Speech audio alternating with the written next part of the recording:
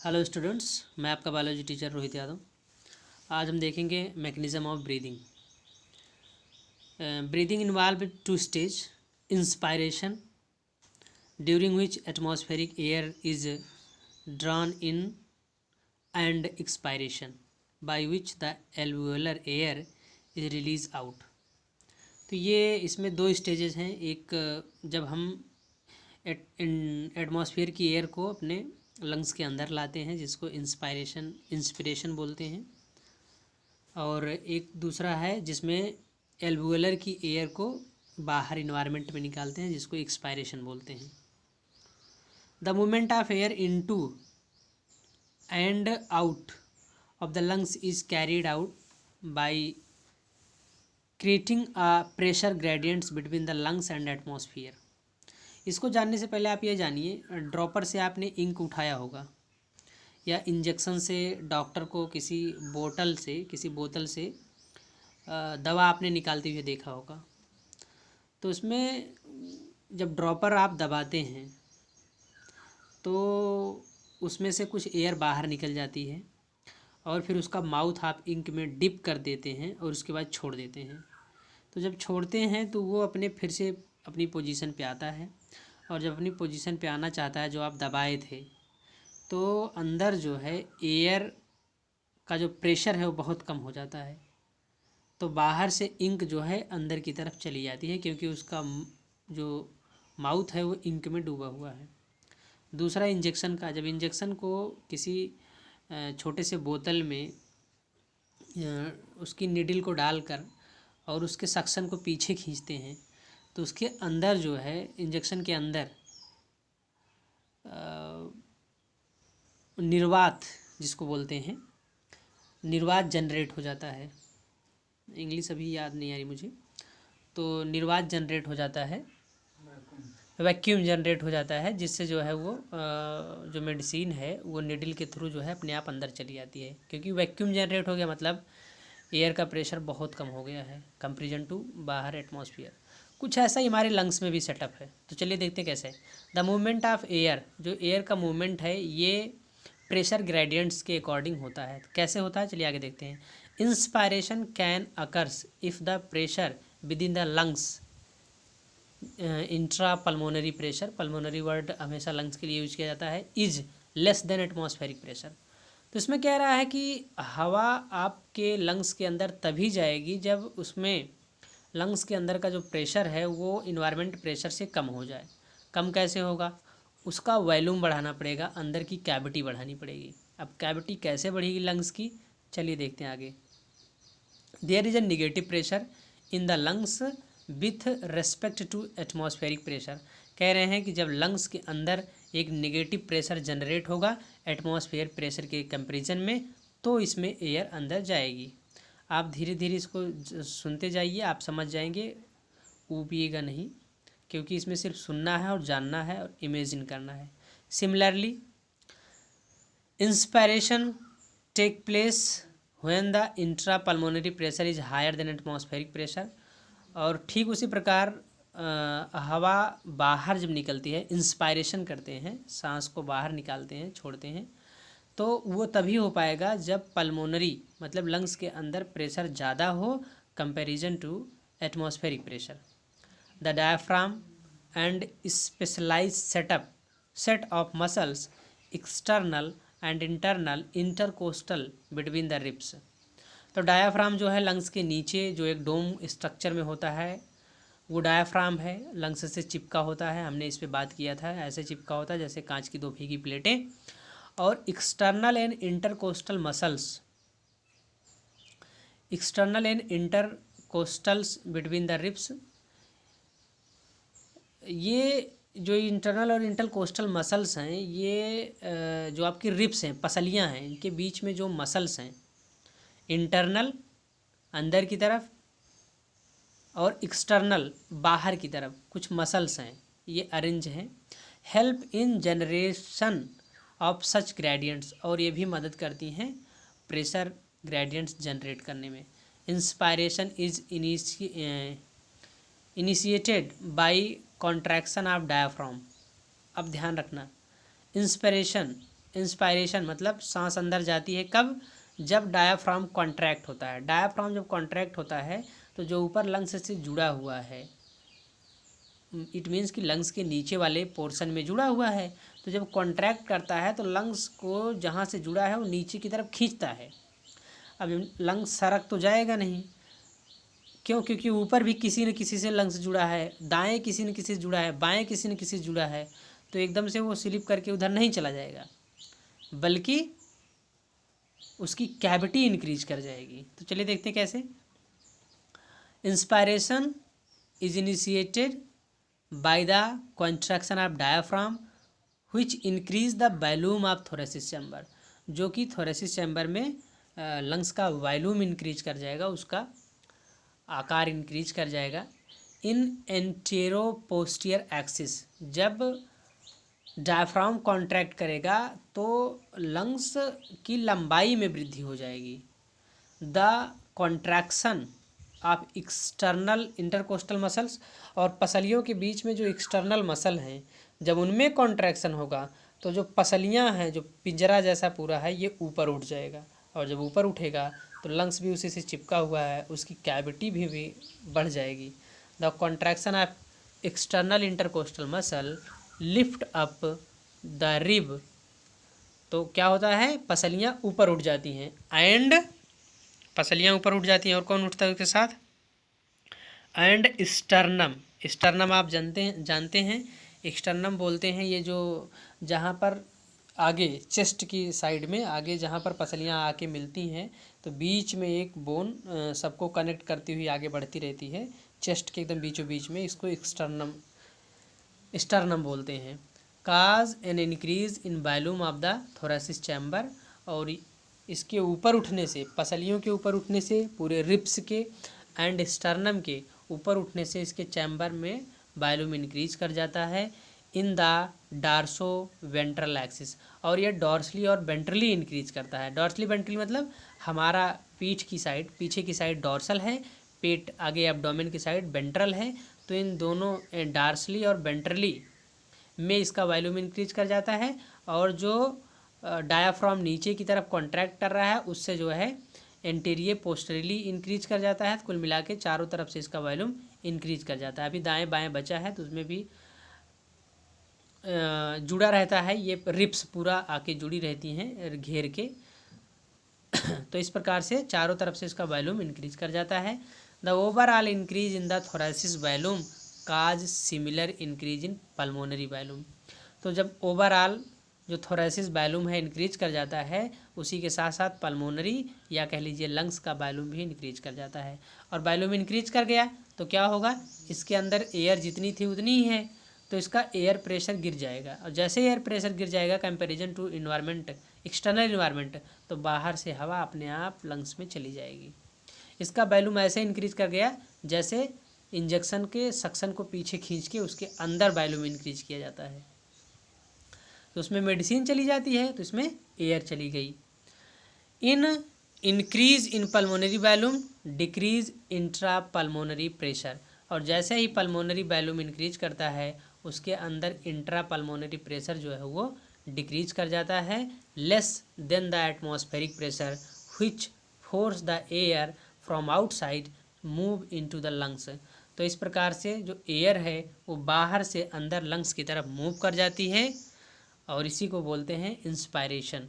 आगे है relaxation of the diaphragm, और जब डायाफ्राम रिलैक्स करता है, अब तक तो कॉन्ट्रैक्ट कर रहा था तो उसकी कैविटी बढ़ी, जब वो रिलैक्स करने लगता है तो उसकी कैविटी एंटेरो पोस्टियर में घटने लगती है।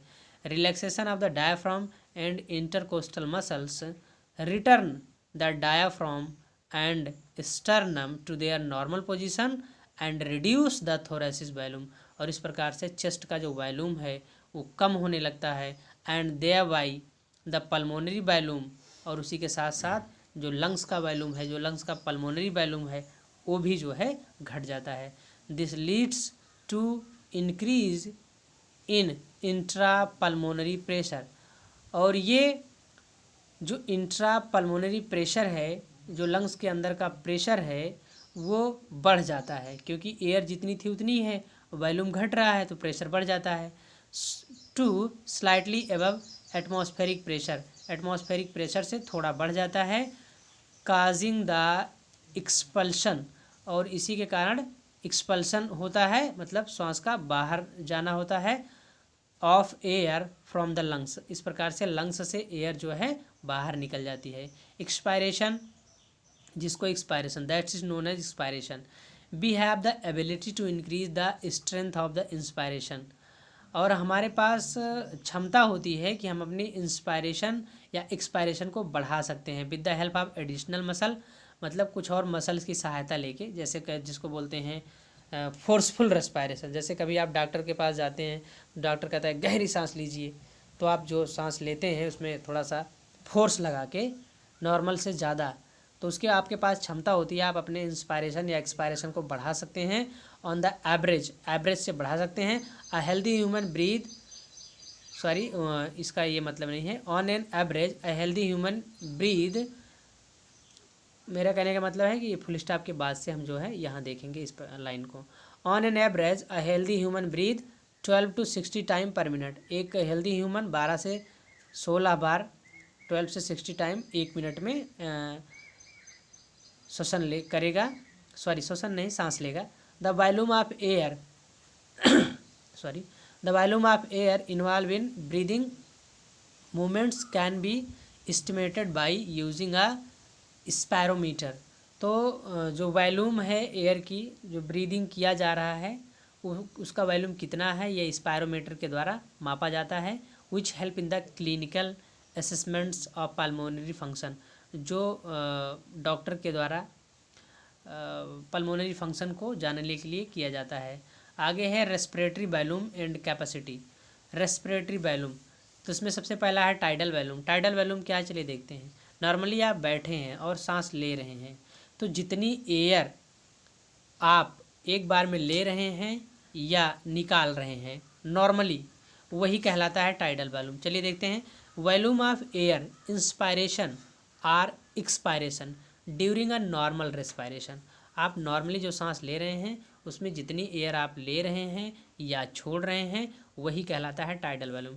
इट इज़ अप्रॉक्सीमेटली 500 ml, ये लगभग 500 ml होता है एक एडल्ट में। In a healthy human can inspire or expire approximately 6000 to 8000 ml in of air per minute. एक हेल्दी ह्यूमन एक मिनट में 6000 से 8000 ml एयर को एक मिनट में लेता है। आगे है inspiratory reserve volume. Inspiratory reserve volume क्या है?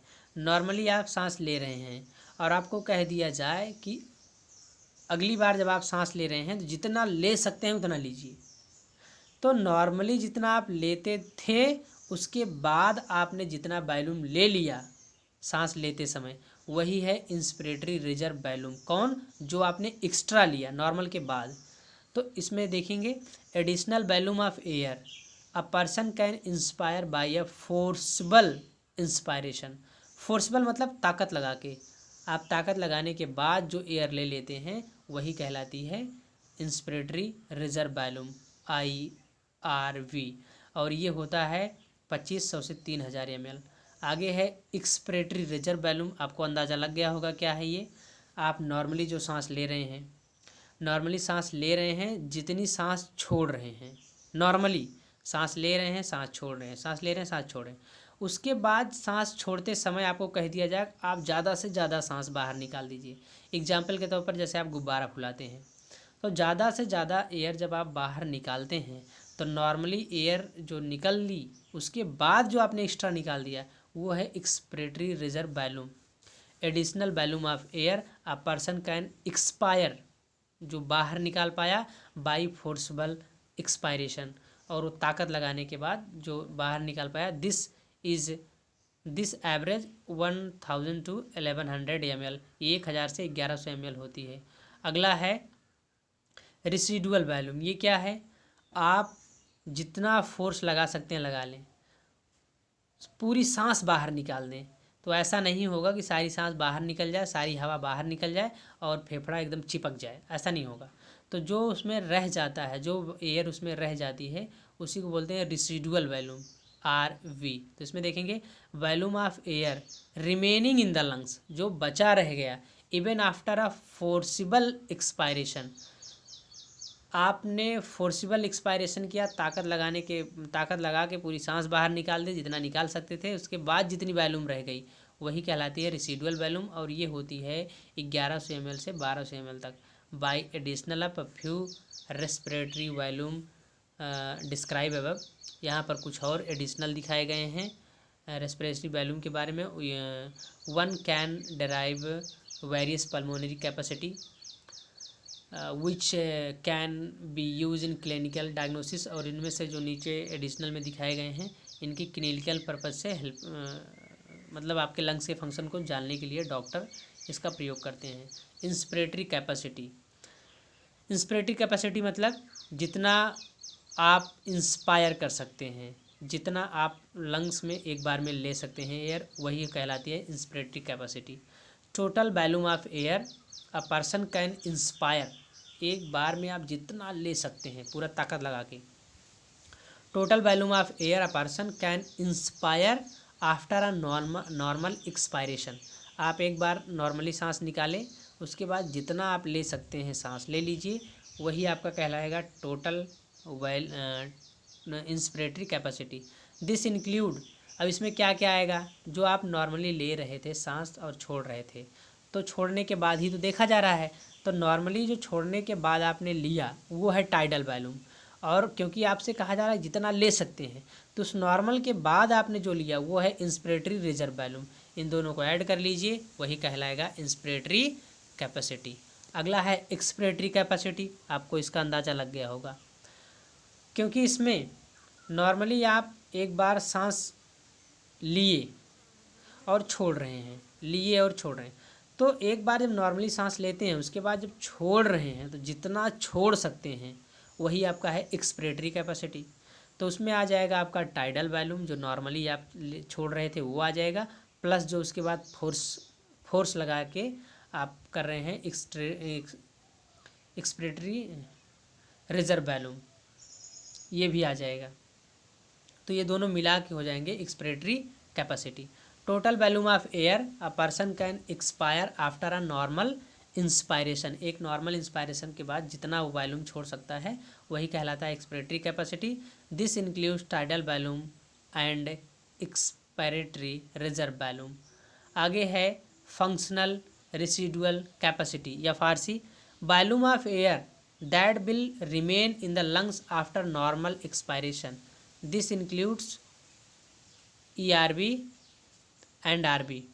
तो इसमें देखेंगे क्या है, ये कह रहे हैं कि जो आपके लंग्स में रह जाता है, आप नॉर्मली एक्सपायरेशन करते हैं, नॉर्मली आप सांस ले रहे हैं छोड़ रहे हैं, ले रहे हैं छोड़ रहे हैं, तो छोड़ने के बाद जो आपके लंग्स में बचा है वो कहलाता है फंक्शनल रेसिडुअल कैपेसिटी, क्योंकि इसमें रिजर्व वॉल्यूम बचा है प्लस एक्सपिरेटरी रिजर्व वॉल्यूम बचा है, जो आप और अभी बाहर निकाल सकते थे ताकत लगा के।